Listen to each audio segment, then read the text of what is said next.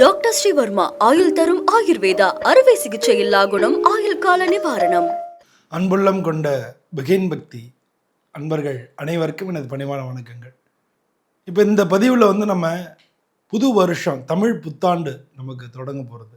தமிழ் புத்தாண்டு அப்படின்ற பார்க்கும்போது சித்திரை மாதத்துலேருந்து இது நம்மளுடைய புத்தாண்டு இப்போ தான் தொடங்குறது. ஸோ அதனால் இந்த வருஷத்தில் ஒவ்வொரு ராசிக்கும் எப்படி இருக்குது அப்படின்னு நம்ம பார்க்க போகிறோம். வாங்க வீடியோக்குள்ளே போய் ஒவ்வொரு ராசிக்கும் எப்படி இருக்குன்னு பார்ப்போம். மேஷராசி அன்பர்களே, மேஷராசி அப்படின்றது காலபுருஷத்தில் முதல் தத்துவம், முதல் வீடாக இருக்குது. இந்த வீட்டுக்கு அதிபதி செவ்வாய். இந்த வீட்டில் இருக்கக்கூடிய நட்சத்திரங்கள் அஸ்வதி, பரணி, கார்த்திகை 1ஆம் பாதம், இதெல்லாம் அந்த வீட்டில் இருக்குது. இது ஒரு நெருப்பு ராசி. அது மட்டும் இல்லாமல் இந்த ராசி சரராசி அப்படின்னு சொல்லுவாங்க. பொதுவாக ஒரு விஷயம் வச்சுங்க, மேஷ ராசிக்காரங்க எந்த ஒரு சூழ்நிலையிலையும் ஒரு சிக் கம்பெனி, அதாவது ஒரு நஷ்டமடையக்கூடிய ஒரு கம்பெனியை கொடுத்தா கூட அதை தூக்கி நிப்பாட்டக்கூடிய வல்லமை உள்ளவங்க, போர்க்குணம் உள்ளவங்க, நடுத்தர உயரம் இருப்பாங்க, முடி அடர்த்தியாக இருக்கும், இவங்க பல் வரிசையாக இருக்கும். இதெல்லாம் இவங்களுடைய இயல்பான குணங்களாக இருக்குது. இந்த ராசிக்கு அதிபதி செவ்வாய் இல்லையா, அதனால் எல்லாத்துலேயுமே சட்டுன்னு கோவப்படுறவங்க, போர்க்குணம் உள்ளவங்க, நல்லா போராடி ஜெயிக்கக்கூடிய ஒரு தன்மை உள்ளவங்க. இவங்களுக்கு இந்த 2025 வரக்கூடிய விஸ்வாச வருஷம் தமிழ் புத்தாண்டு இது எப்படி இருக்குது அப்படின்னு பார்க்க போகிறோம். இப்போ உங்கள் ராசிக்கு 2வது வீட்டில் இருக்கக்கூடிய குரு பகவான் மே மாதம் இந்த பயிற்சி ஆகும்போது, அதாவது இந்த வருஷம் பிறக்கும் பொழுது உங்கள் ராசிக்கு 2வது வீடு தனஸ்தானத்தில் இருக்கக்கூடிய தனக்காரகன் சொல்லக்கூடிய குரு பகவான் 3ஆம் இடத்துக்கு போகிறார். 3ஆம் இடம்ன்றது அவ்வளவான ஒரு பாசிட்டிவான ஒரு விஷயம்னு எடுக்க முடியாது அப்படின்னு ஜோதிட சாஸ்திரங்கள் சொன்னால் கூட 3ஆம் இடம் மாற்றங்களை தரக்கூடிய இடமா இருக்குது. மேஷ ராசி சேர்ந்த பல பேர் வெளிநாட்டுக்கு போகிறதுக்கான வாய்ப்புகள் இருக்குது. நீங்கள் பிஸ்னஸில் புதிய மாற்றங்களை ஏற்படுத்துறதுக்கான சான்சஸ் இருக்குது. புதிய முதலீடுகள் செய்கிறதுக்கு உண்டான வாய்ப்புகள் இருக்குது. அது மாதிரி வேலை மாற்றம், உத்தியோக மாற்றம், அதெல்லாம் நீங்கள் ரொம்ப நாள் எதிர்பார்த்துட்டு இருப்பீங்க. அந்த உத்தியோக மாற்றங்கள் ஏற்படுறதுக்கான சான்சஸ் இருக்குது. உங்களோட முயற்சிகள் இப்போ இது வரைக்கும் நீங்கள் சோர்ந்து இருந்திருப்பீங்க. ஆனால் உங்கள் 3ஆம் இடம் முயற்சியை குறிக்கும். அந்த இடத்துல குரு பகவான் இருக்கிறனால உங்களோட முயற்சிகள் அதீதமாக இருக்கும். கொஞ்சம் ஸ்லாகிங்காக இல்லாமல் முயற்சி எடுத்தீங்கன்னு வச்சுங்களேன், நீங்கள் நினைக்கக்கூடிய விஷயங்களை இந்த வருஷம் சாதிக்க முடியும். அது மட்டும் இல்லாமல் உங்களுக்கு 4வது வீட்டுக்கு குரு பகவான் போகிறார். எப்போன்னா இந்த வருஷத்துலேயே அவர் அதிசாரமாக போகிறார். இந்த வருஷத்தில் குரு பகவான் 3 ராசி மாறுறார் அப்படின்றத பார்க்கணும். இப்போ இந்த வருஷம் பிறக்கும் பொழுது ரிஷபராசியில் இருக்கார். 5ஆம் மாதம் மிதுன ராசிக்கு போகிறாரு. அக்டோபர் மாதம் கடகராசிக்கு போகிறாரு. திரும்ப கடகராசிலேருந்து டிசம்பர் மாதம் மிதுன ராசிக்கு வர்றார். இது மாதிரி அவருடைய பயணம் இருக்குது. ஸோ அதனால் கடகராசியில் குரு உச்சம், 4வது இடம்.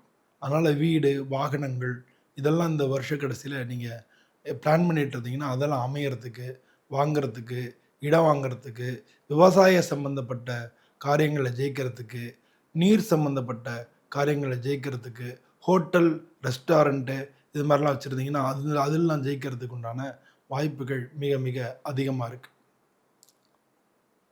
அது மட்டும் இல்லாமல் உங்களுக்கு 12வது வீட்டில் இருக்கக்கூடிய சனி பகவான், அவர் 12வது வீடுன்றது நம்ம எல்லாரும் சொல்லுவோம் விரயஸ்தானம்னு சொல்லுவோம். ஆனால் 12வது வீடு முதலீட்டுக்கும் காரணமாக இருக்குது, வெளிநாடு பயணங்களை குறிக்கிறதுக்கும் காரணமாக இருக்குது. அதனால் வெளிநாடு சம்மந்தப்பட்ட விஷயங்களில் உங்களுக்கு மிக லாபங்கள் ஏற்படுறதுக்கு உண்டான இந்த வருஷ கடைசியில் நீங்கள் வெளிநாடு முயற்சி பண்ணிகிட்டு இருந்தீங்கன்னா செப்டம்பர் மாதம் நீங்கள் வெளிநாடு போகலாம்.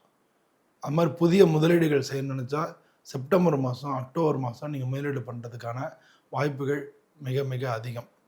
ஸோ இந்த மாதிரியான காலகட்டங்களில் இதெல்லாம் வேலை தொழில் பார்க்குறவங்களுக்கு நடக்கும். குடும்பத்தில் பொதுவாக ஒரு சில சின்ன சின்ன சலசலப்புகள் வரலாம். ராகு வேற உங்களுக்கு 12லேருந்து லாபஸ்தானம் 11ஆம் இடத்துக்கு போயிடுறாரு. அது மாதிரி கேது பார்த்தீங்கன்னா உங்களுக்கு 6ஆம் இடத்துலேருந்து 5ஆம் இடத்துக்கு வந்துடுறாரு. ஸோ அதனால் ஷேர் மார்க்கெட் இந்த மாதிரியான விஷயங்கள்லேயும் உங்களுக்கு லாபம் கிடைக்கும்னா கூட குடும்பத்தை பொறுத்தவரை குடும்ப சூழ்நிலைகளில் அப்பப்போ சின்ன சின்ன வாக்குவாதங்கள் வர்றதுக்கான வாய்ப்புகள் நிறையா இருக்குது. இந்த வாக்குவாதங்கள் வரலாம், ஆனால் உடனே சரியாக போயிடும்.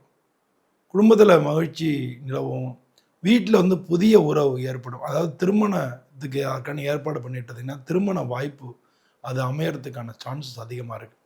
நெறைய பேருக்கு வந்து இந்த ராசியை சேர்ந்தவங்களுக்கு திருமணம் ஆகாம இருக்கிறவங்களுக்கு திருமணம் கிடைக்கும். வேலை தேடிட்டு இருக்கிறவங்களுக்கு வேலை கிடைக்கும். இது 2யும் நீங்க புரிஞ்சுக்கணும். அதே மாரி வந்து வீட்ல வந்து கல்யாணம் ஆயிருந்ததுன்னா, குழந்தை பிறக்கும். புதிய உறவு வீட்டுக்கு வரதுக்கான வாய்ப்புகள் மேஷ ராசிக்கு இருக்கு. அதனால அந்த உறவுகள் வந்து உறவுகள் ஒரு சின்ன உறவினர்களோட ஒரு சின்ன சின்ன பிரச்சனைகள் ஏற்பட்டு, சிறிய பிரச்சனைகள் தான். அது உடனே சரியா போயிரும். இதான் குடும்பம், உறவுகள் இது சம்பந்தமான விஷயங்கள்ல நடக்கக்கூடியது.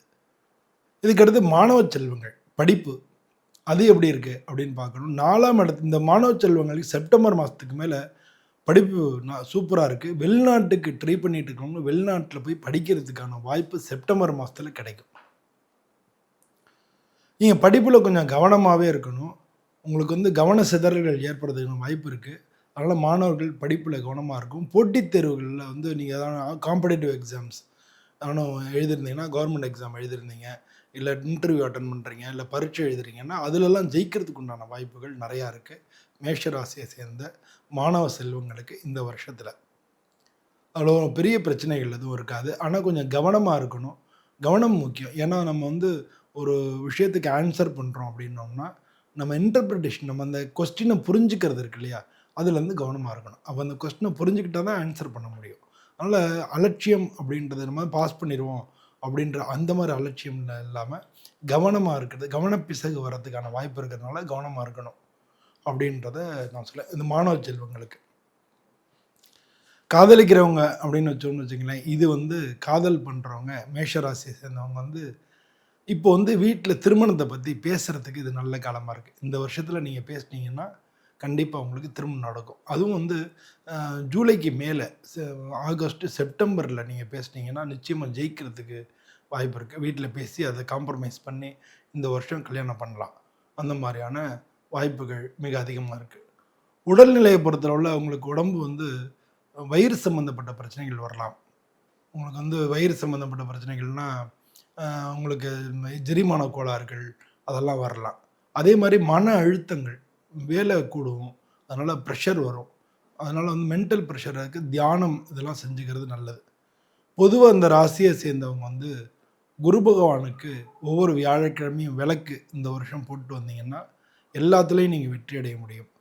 நீங்க பொதுவா வந்து இந்த அ வருஷத்துல விடாம தொடர்ந்து முயற்சி பண்ணணும். தொடர்ந்து அ முயற்சியும், கடின உழைப்பும் நிச்சயமா உங்கள வெற்றிய நோக்கி அழைத்துச் செல்லும். அதுல எந்த விதமான சந்தேகமும் பட வேணாம். பொதுவா வந்து உங்களுக்கு அ கிழமைகள் அப்படின்னு பார்த்தோம்னா, செவ்வாய்க்கிழமைலாம் நல்லா தான் இருக்கும். உங்களுக்கு திங்கட்கிழமை நல்லாயிருக்கும். திங்கள், செவ்வாய், வெள்ளிக்கிழமை இதெல்லாம் வந்து உங்களுக்கு இந்த வருஷத்துல அதிர்ஷ்டம் தரக்கூடிய கிழமைகளா இருக்கு. இதெல்லாம் நீங்க பார்த்தீங்க. நீங்க வந்து கொஞ்சம் சிவப்பு கலர், மஞ்சள் கலர் இதெல்லாம் வந்து உங்களுக்கு இந்த கலர்ஸ் எல்லாம் வந்து உங்களுக்கு வெற்றி குடுக்கும். இது மாரி பார்த்துட்டு இருந்தீங்கனாலே, இந்த வருஷம் உங்களுக்கு மிக சிறந்த வருஷமாக இருக்கும். எல்லாருக்கும் அது மாரி சிறந்த வருஷமா அமையணும் அப்படின்னு சொல்லி, பிகைன் பக்தி இந்த சேனல் சார்பா உங்க எல்லார்ட்டயும் கேட்டுக்கிறேன். சுவாமியும் பிரார்த்தனை பண்ணிக்கிறேன். எல்லோருக்கும் நன்றி. வணக்கம்.